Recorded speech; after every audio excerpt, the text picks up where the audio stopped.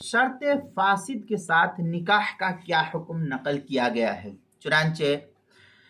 عاقدین میں سے کسی کی جانب سے اگر شرط فاسد لگا دی جائے، مثلا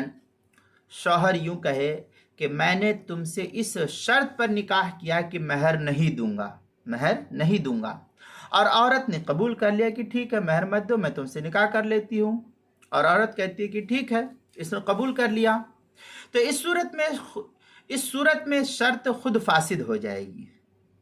شرط جو ہے یہ فاسد ہو جائے گی، یعنی اس کا اعتبار نہیں ہوگا، اور نکاح درست ہو کر شوہر پر اس صورت میں یہ شرط جو ہے اس کی فاسد ہو جائے گی، لیکن نکاح منعقد ہو جائے گا، اور نکاح درست ہو کر پھر شوہر پر